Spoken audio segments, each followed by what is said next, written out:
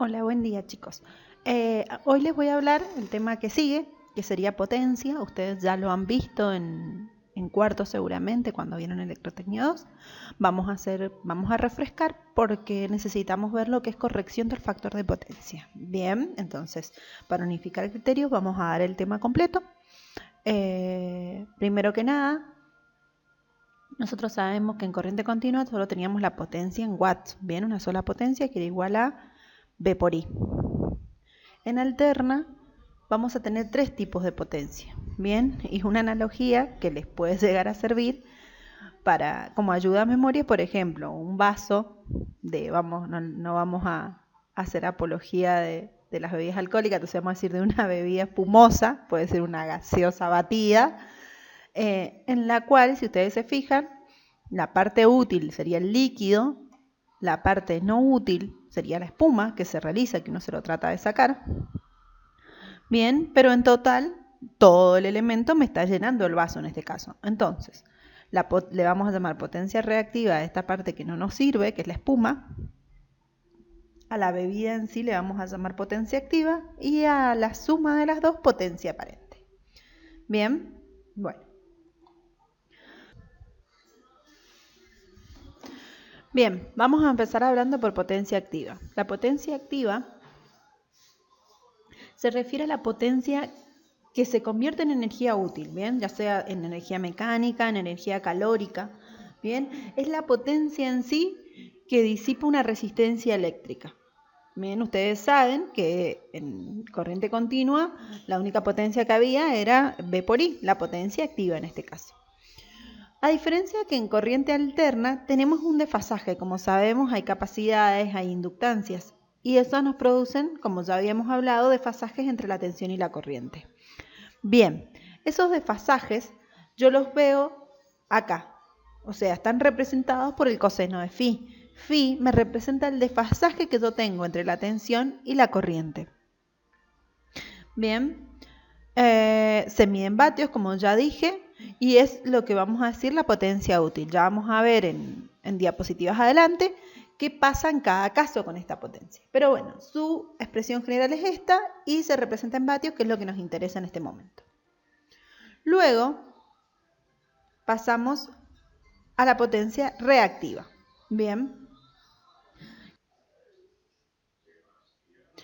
Bien, vamos a continuar con la potencia reactiva. La potencia reactiva es lo que se le llama también potencia entretenida o potencia no útil, bien, porque no es una potencia que se traduce en trabajo como lo hacía la activa, sino es una potencia que se genera por los campos magnéticos y por los campos eléctricos, bien, que se producen en el capacitor y en la bobina.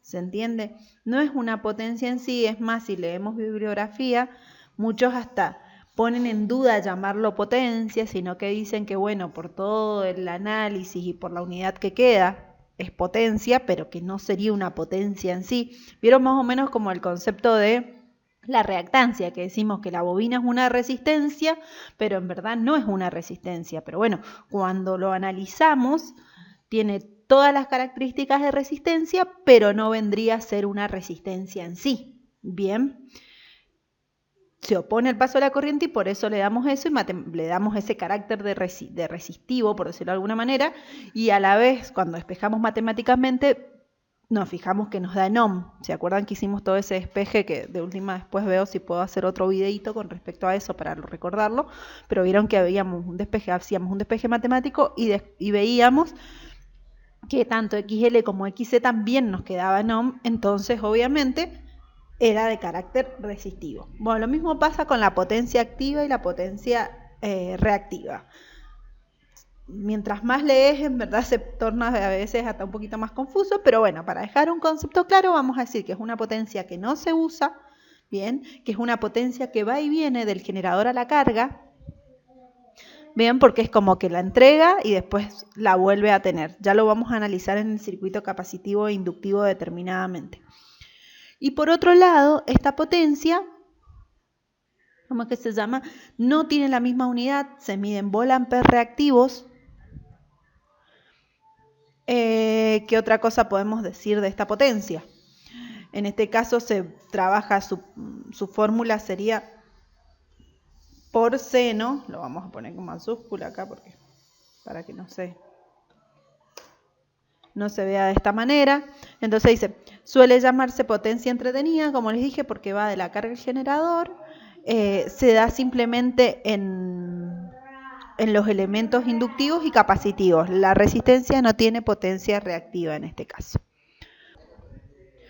Bueno, vamos a continuar con potencia aparente. Bien, como dijimos, eran 3 potencias. Vamos a recordar potencia activa, potencia reactiva y por último la potencia aparente.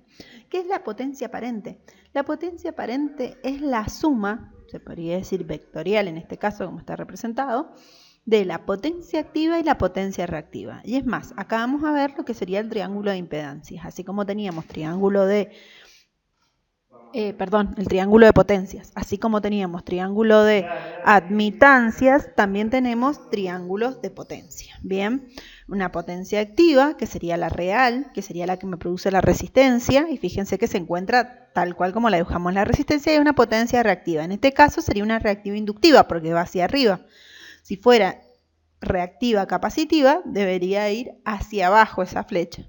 Y la aparente es la suma de ambas. Por ende, la potencia aparente es la verdadera potencia que me está suministrando, ya sea un generador o el transformador. Bien, a los chicos que tuve el año pasado en taller, ¿se acuerdan que yo les dije que los transformadores se compraban por kilovolt-ampere?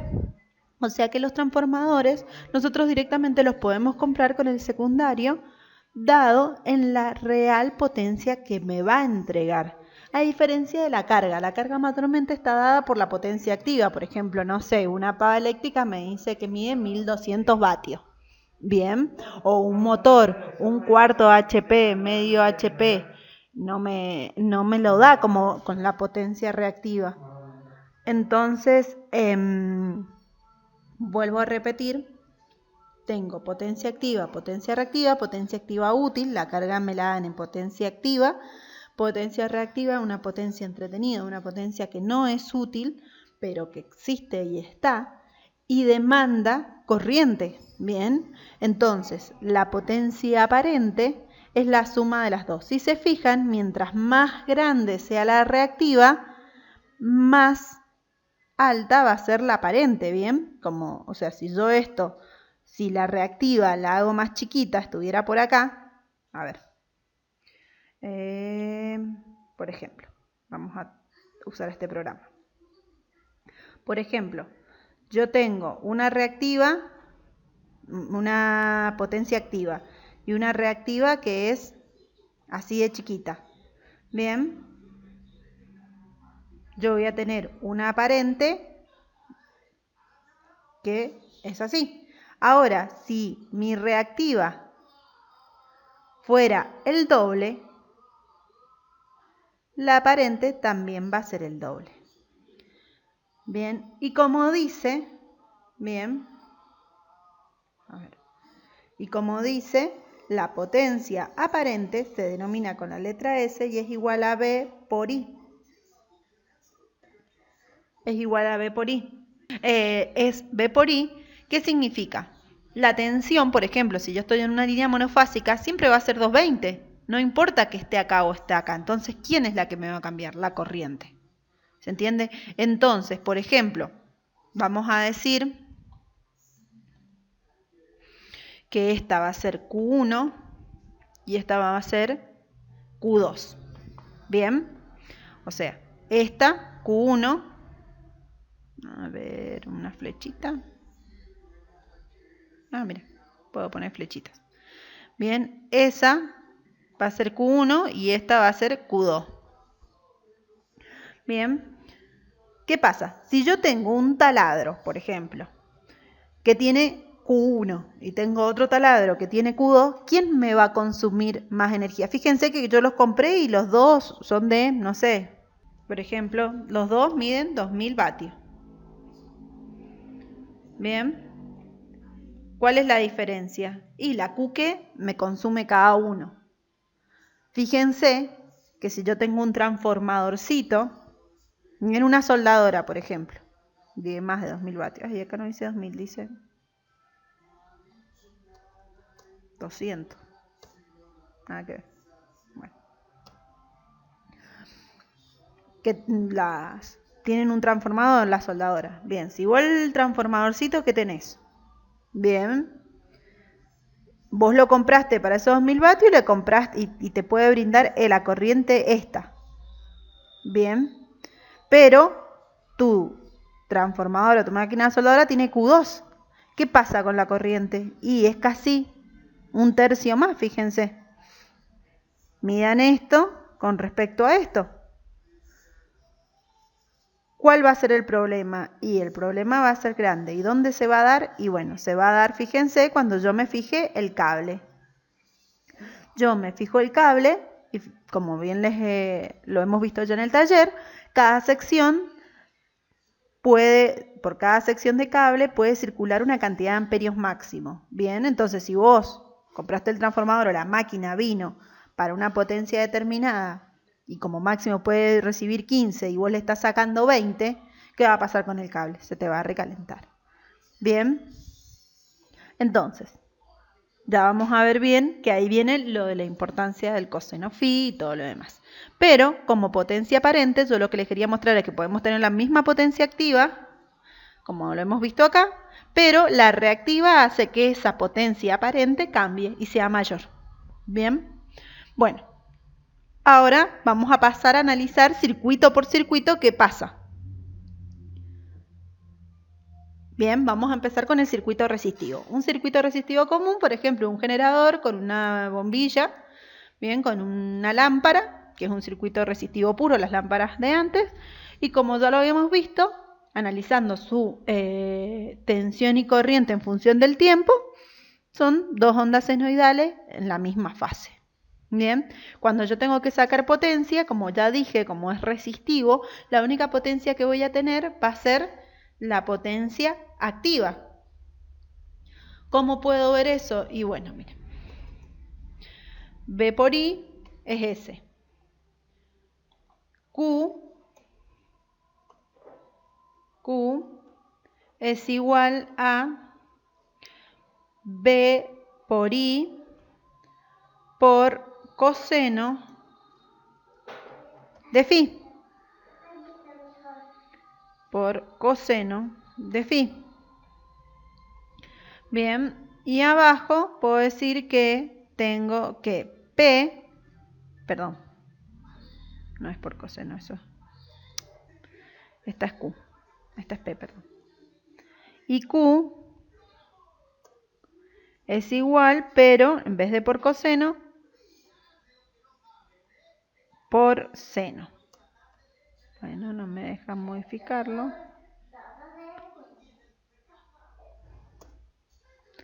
Bueno, no me estaría respondiendo el programa este.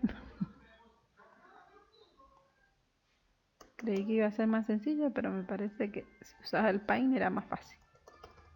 Bueno. Ahí está. Seno. Ahí borramos. Y ahí borramos. Bien, entonces, si yo esto lo pongo en una calculadora, voy a poner que V por I por coseno de phi, el coseno, ¿qué pasa cuando estoy acá? Bien. En este caso, la tensión y la corriente no tienen desfasaje, entonces el coseno de phi, ¿cuánto es? 0. Bien. Perdón.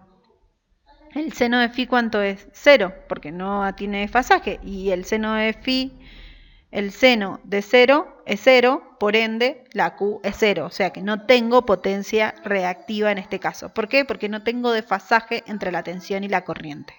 Bien, cuando yo tenga desfasaje entre la tensión y la corriente, ese phi va a tener un valor determinado y ahí me va a aparecer potencia reactiva. Mientras no haya desfasaje, no tengo potencia reactiva. Como en este caso que no hay desfasaje. Entonces, fíjense que en este caso, otras de las cosas que podemos ver en esta curva, primero que dos ciclos de potencia se producen en un ciclo de tensión y corriente, ¿bien? Un ciclo era cuando la onda ¿dónde está el ciclo de la potencia? Pues cuando la onda se empieza a repetir, ¿no? El ciclo termina acá, porque este sería el segundo ciclo y este el tercer ciclo. Bien. ¿Y por qué siempre positivo y fácil? Porque la potencia es igual a B por I. B por I, positivo por positivo, me va a dar un positivo, pero negativo por negativo también me va a dar positivo. Entonces la potencia activa siempre es positiva. Fíjense que acá toma un valor, por eso te dice 230, corriente 140, la potencia es de 322. Y acá toma otro valor acá en el negativo y te da el valor de potencia. ¿Se entiende? Son positivos, ya sea que la tensión y la corriente sean negativos, la potencia sigue siendo positiva porque es una cuenta sencilla matemática que me multiplica esto por esto. Como no hay desfasaje, es 0 y el coseno de 0 es 1, por ende yo puedo usar los valores instantáneos que me van a dar la potencia instantánea en este caso. Bien, luego vamos a pasar, es bastante sencillo, no tenemos mucho más que decir de resistivo. Vamos a pasar al inductivo. El inductivo es un poquito distinto. Bien, hacemos lo mismo. Tomamos un circuito, este es inductivo puro, no tiene resistencia, vamos a suponer que no tiene resistencia, lo cual que es ideal porque en la vida real siempre, aunque sea un poquito de resistencia tiene, porque sabemos que para provocar el efecto inductivo, o sea, una bobina, las que nosotros conocemos o hemos visto, que son los arrollamientos de los motores o de los transformadores, son mucho alambre enrollado, mucho alambre de cobre esmaltado enrollado, y por ende tiene una determinada caída de tensión, o sea, una determinada resistencia. Pero bueno, en este caso vamos a tomar como que es inductivo puro, como que no existe resistencia. Acá tenemos la I, la B, bien, si lo vemos de esa manera, en este caso la B estaría adelantada con respecto a la I. Y si se fijan, ahora la potencia no es simplemente positiva como en el caso de la potencia activa, sino que esta potencia es positiva en un cuarto de ciclo y negativa en el otro cuarto de ciclo. También tenemos dos ciclos, bien, tenemos dos ciclos en un ciclo de tensión. Dos ciclos de potencia, ¿bien? Porque acá tenemos uno y acá tendríamos el otro. Bien, acá tenemos un ciclo, acá tenemos dos ciclos. Y acá está dibujado en rojo y en celeste un único ciclo de tensión y de corriente. ¿Qué significa esto? Bueno, esto significa que en un cuarto, si se fijan, son valores positivo por positivo. Por ende, la potencia me va a dar positiva. Bien, no importa si este es más chico que este y acá era al revés, este era más grande que este. No interesa, matemáticamente yo voy a multiplicar dos valores positivos, por ende la potencia me va a dar positiva. Hasta que llego acá. Fíjense que en ese punto la corriente, en este caso, la tensión llega a 0 y por ende no importa cuánto valga la corriente, va a pasar por 0 la potencia. Y acá, en este cuarto de ciclo, ¿qué pasa? Yo tengo corriente positiva y tensión negativa, por ende tengo menos por más. Menos por más es menos. Entonces la potencia es negativa. Traducido, me indica que en este ciclo, en este cuarto de ciclo, o en este ciclo este medio ciclo de potencia, me está entregando, me está almacenando energía la bobina. Bien, está almacenando energía y en este otro medio ciclo de potencia la está liberando, la entrega la energía.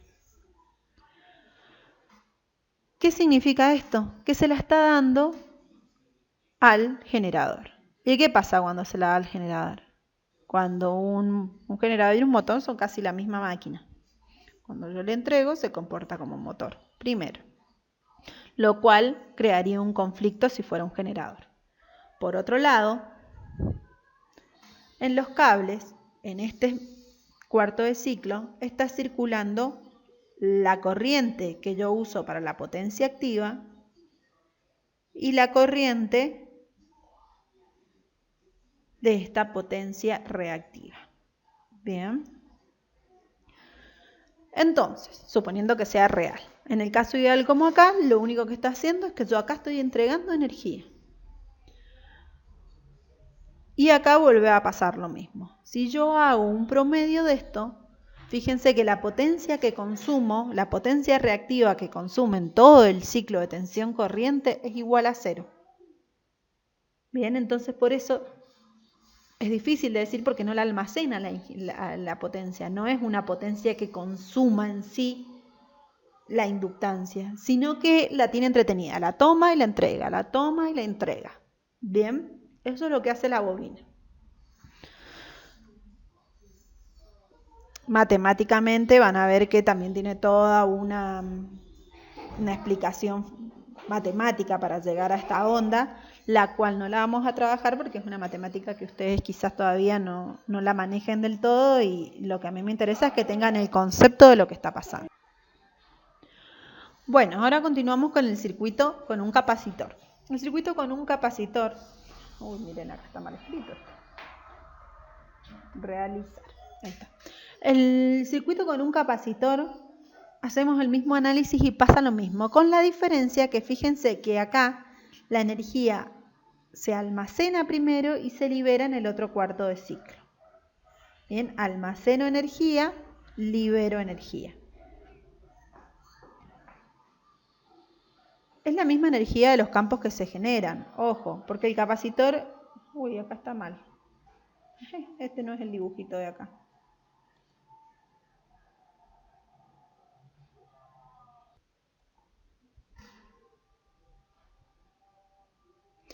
Bueno, vamos a continuar con un circuito C, capacitivo puro. Volvemos a hacer el mismo análisis con respecto a la tensión y la corriente.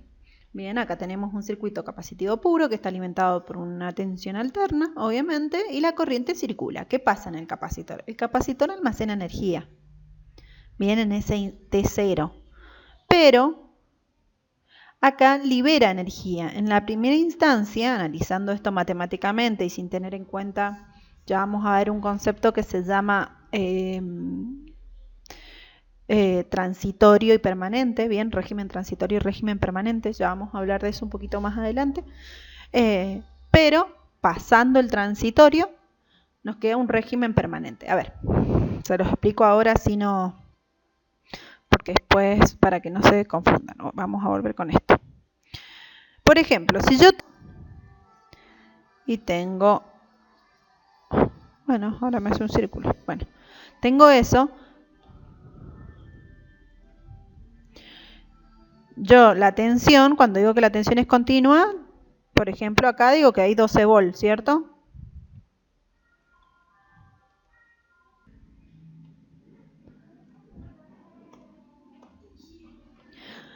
Pero la batería, yo apenas la enciendo, es mentira que tiene 12 volts.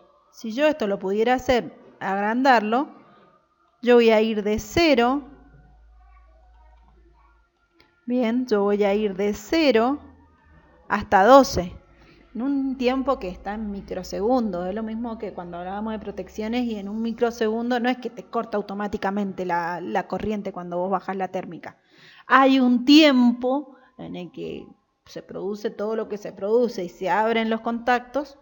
Bien, a ese tiempo se le llama tiempo transitorio. Es un tiempo pequeño hasta que llega al régimen permanente. ¿Cuál es el régimen permanente? Por ejemplo, cuando abrís una tecla, o sea, cuando presionás el interruptor, el circuito se abre. Pero hubo un segundo en el que el circuito empezó a bajar desde los 12 hasta llegar a 0 volt, o de los 220, por ejemplo, si es la tecla para prenderle la luz, el foco. Hubo un microsegundo en que vos presionaste esa tecla y esa fue de los 220 volt hasta los 0 volt. A ese pequeño tiempo se le llama régimen transitorio.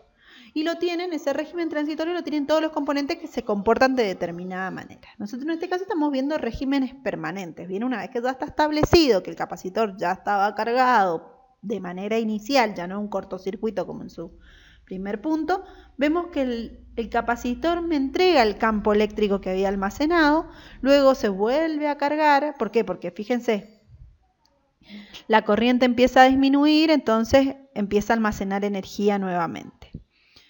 Entonces nosotros liberamos energía, entrega energía, libera energía, entrega, almacena energía. ¿Qué significa? Que hace lo mismo que la bobina. en un momento le entrega la energía al generador, en otro momento le vuelve a pedir energía al generador. Le entrega energía, le vuelve a pedir. Esto hace que la energía total en todo el ciclo que yo tengo de tensión y corriente sea igual a 0. Por ende, no consume energía en un ideal. Es como que, poniéndolo de otra manera, es como que si ustedes están en una esquina y corren hasta la otra esquina y después vuelven a la esquina. ¿Te desplazaste? No te desplazaste, pero sí te moviste porque fuiste de una punta a la otra, pero en sí, en este momento estás en el mismo lugar donde empezó todo. ¿Se entiende? Eso pasa acá.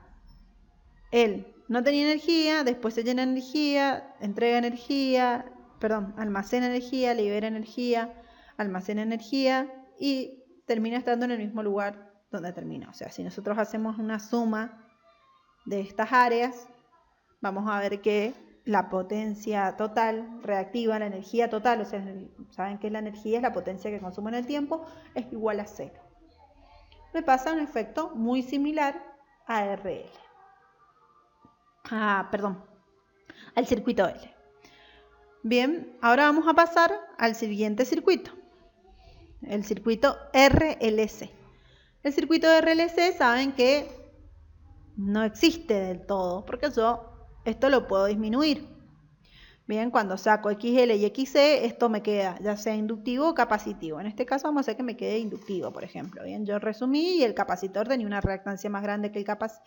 La inductancia inductiva es más grande que la capacitiva, por ende me va a quedar un equivalente de un circuito de RL. Bien, cuando yo ahora lo veo en función de potencia, fíjense que tengo potencia almacenada y un poco de potencia entregada en este caso. Potencia negativa, potencia positiva. Bien, esta, la negativa es la que más nos molesta. ¿Por qué? Porque es la que nosotros le estamos entregando al generador. Eso, no es que más me molesta toda, pero bueno. Esa, la que se entrega, también me puede producir problemas porque estoy entregándole potencia al generador. El generador o el transformador no quieren recibir, ellos dan, bien, no reciben energía. Vos lo ponés en la línea para que te entreguen, no para que reciban. Entonces, me molestan las dos, pero esta también. ¿Qué pasa con esto? Vamos a ver que no... Bueno, primero que nada le quería mostrar este circuito porque fíjense que no es simétrico. ¿Ven? En este caso yo logré que tenga un poquito más de esto que de esto, porque la resistencia obviamente va a hacer que esta potencia sea la potencia, me haga un medio que es la potencia activa que yo tengo. Bien, esta sería potencia instantánea, lo que yo voy teniendo V por I. La potencia instantánea vendría a ser la potencia que tengo, sea activa o reactiva en este caso. Fíjense que en este caso, bueno, voy a tener más positiva, o sea, que en el caso anterior, que era exactamente igual. Bien, en el caso del inductivo puro, si lo recordamos, yo tenía lo mismo, tenía la misma cantidad de energía almacenada que liberada. En este caso, que ya es de esta manera, no tengo la entregada, la consumida es mucho más que la liberada. En conclusión, esos serían los cambios cuando yo ya tengo un circuito con una resistencia. Bien, acá se saca un punto medio y esa sería la potencia activa que estaría teniendo. Resumiendo, las tres potencias, tenemos potencia reactiva, potencia real o potencia activa, como se le llama, y la suma de las dos sería la potencia aparente. Kilovolt-ampere reactivos, kilowatt la potencia activa y kilovolt-ampere únicamente la potencia aparente. A esto, como bien dice acá, es una energía desaprovechada y la energía utilizada es esta.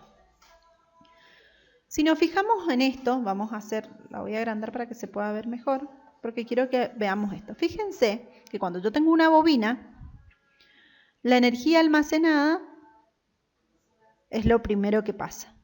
Y en este caso, este libera energía. En este caso, este almacena energía y en este caso el capacitor libera energía. Y en este caso, libera energía a la bobina y el capacitor entrega energía. Esto a nosotros nos va a convenir, este efecto que tienen como complementario ambos. ¿Por qué? Porque yo lo puedo trabajar como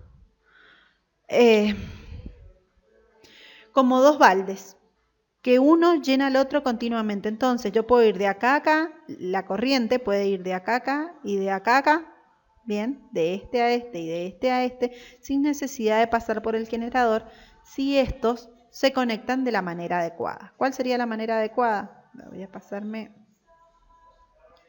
así, fíjense, si nosotros tenemos esto, lo voy a agrandar también porque veo que se queda chiquitito.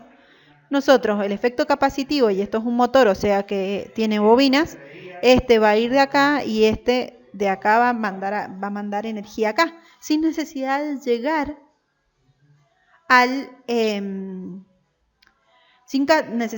al trafo o al generador. Simplemente ese efecto que a mí me molestaba, por decirlo de alguna manera, ese efecto no deseado, lo puedo cubrir simplemente con un capacitor. Bien. Entonces tengamos presente las curvas para ver que se acoplan y que efectivamente acá libera energía y justo este almacena. Perdón, este libera y justo este almacena. Entonces esta energía liberada va a parar a la bobina. En este caso, este almacena energía y justo la bobina libera energía. Entonces esta energía liberada la almacena el capacitor. Y así sucesivamente. Bueno, proseguimos con el factor de potencia. El factor de potencia, o la importancia del factor de potencia, ya hemos hablado un poquito de ello, sin nombrarlo como tal. El factor de potencia lo podemos ver de manera matemática, de manera gráfica y de manera conceptual. Bien, matemáticamente podemos decir que es el coseno de phi. No sé, ese coseno de phi que veíamos, ese phi que veíamos en las fórmulas, cuando nosotros sacamos su coseno, a eso le llamamos factor de potencia, que es la potencia activa dividido la potencia aparente. Si lo vemos en forma gráfica en el triángulo de potencias, el coseno de phi es el coseno del ángulo este que se encuentra aquí.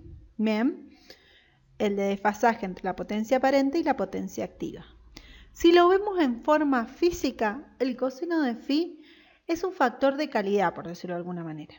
Bien, es lo que nos indica, es una medida de eficiencia o de rendimiento, como dice acá, por parte de la carga. ¿Qué significa? Vos tenés una potencia absorbida por este motor, en este caso esta bomba, este motorcito que tenemos acá, y este nos va a dar una potencia útil.